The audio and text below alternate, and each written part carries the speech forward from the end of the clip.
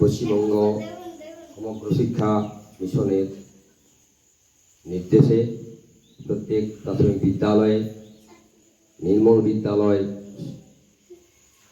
পাক্ষিক শুরু হচ্ছে 15 তারিখ থেকে আগামী 29শে সেপ্টেম্বর পর্যন্ত। আজকের আমাদের এই শুরুর প্রাককালে, নির্মল বিদ্যালয় পক্ষ শুরুর প্রাককালে আমরা মন্দিরটা প্রাথমিক বিদ্যালয়ে যে সমস্ত ছাত্রছাত্রী আছে তাদের সামনে আমি আজকের যে অনুষ্ঠান জল সংরক্ষণ বিষয়ে আমি তোমাদের সামনে কয়েকটি কথা তুলে ধরব। জলের আরেক নাম হচ্ছে জীবন। জল ছাড়া কোনো প্রাণী বাঁচতে পারে না, কোনো পশু পাখি জীব গাছ কেউ বাঁচতে পারে না। তাই জলকে আমাদের সঠিকভাবে ব্যবহার করতে হবে, জলের যাতে আমরা অপচয় রোধ করতে পারি। পৃথিবীর 3 ভাগ জল 1 ভাগ স্থল, কিন্তু এই 3 ভাগ জলের মধ্যে 97% জল পানের অযোগ্য। সমুদ্রের নোনা জল তো আমরা খেতে পারি না।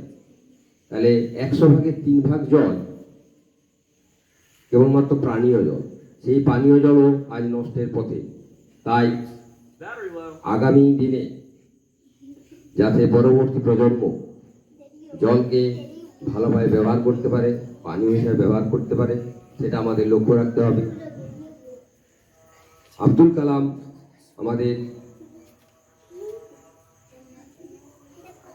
রাষ্ট্রপতি ছিলেন, প্রাক্তন রাষ্ট্রপতি। তিনি আজ আমাদের মধ্যে নেই। তিনি জলের ব্যাপারে একটি কথা বলেছিলেন যে আগামী 2070 সালে জলের অপচয় যে হারে হচ্ছে, পানীয় জলের অভাব দেখা দেবে। কোনো জল আমরা পান করার জল সেই সময় থাকবে না, এবং যেটুকু জল থাকবে সেটা পান করা যাবে না। তাই মানুষকে আগামী দিনের জন্য সচেষ্ট হতে হবে। 2070 সালে মানে আগামী 48-49 বছর পরে মানুষের মধ্যে জলের অভাবে কিডনি রোগ দেখা দেবে। কিডনি রোগ দেখা দেওয়ার জন্য মানুষের মধ্যে বার্ধক্য, কম বয়সে বুড়ো হয়ে যাবে। জল পান করার তো পাওয়া যাবে না, মাথায় বা স্নান করার জলও অভাব দেখা দেবে। সেই জন্য আমাদের দেখি ম্যাক্সিমাম অধিকাংশ মানুষকে হয়তো মাথা চুল কামিয়ে থাকতে হবে, কারণ ভালো জল পাওয়া যাবে না মাথায় জল দেওয়ার জন্য। তখন সব মানুষকে ওই মাথা নেড়া করে থাকতে হবে। পানীয় জল তো পাওয়া যাবেই না, স্নান করার জলও পাওয়া যাবে না। সেই জন্য আমাদেরকে সচেষ্ট থাকতে হবে। এবং 50 বছরের ব্যক্তিকে 85 বছরের ব্যক্তির মতন বুড়ো লাগবে। কম বয়সে মানুষ বুড়ো হয়ে যাবে। তাই আগামী দিনে জলের যাতে অপচয় আমরা রোধ করতে পারি, জলকে সঠিকভাবে ব্যবহার করতে পারি, সেটা আমরা মাথায় রাখব।